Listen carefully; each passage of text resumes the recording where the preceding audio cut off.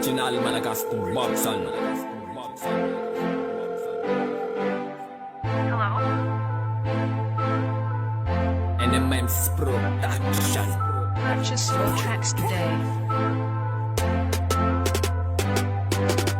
Fitiavany hoanera kamatsy misaraka ampilin atao zay tokony ataova mampiady ihany aory. No, sa efa ela tsy tao anatiny fa no aza mitondra anay amin'ny fakapana faoka izao. No, tena oka izao. Alopain inan malazy no tsy iditsony matongava manalazy sabe rehefa rerakony vamelomanjaziny.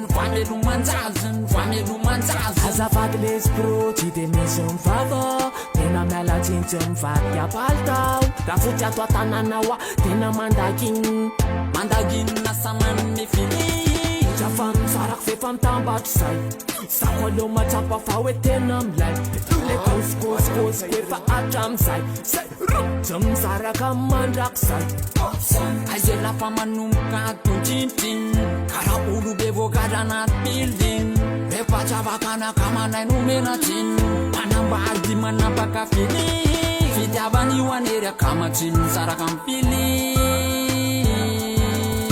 atao zay tokony ataova mampiady ihany aory. No, sa efa ela tsy tao anatiny fa no aza mitondra anay amin'ny fakapana faoka izao. No, tena oka izao.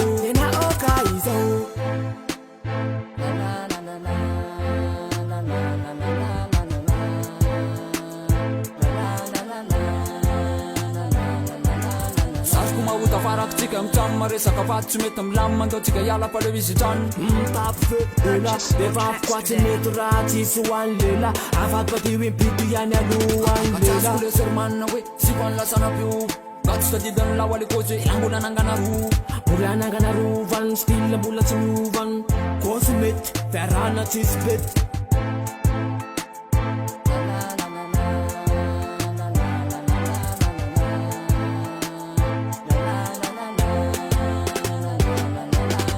fitiavany hoanery akamatsy misaraka ampilin atao zay tokony ataova mampiady ihany aory.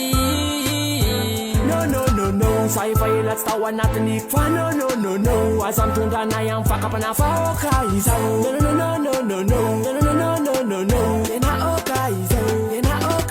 fitiavany hoanery akamatsy misaraka ampilin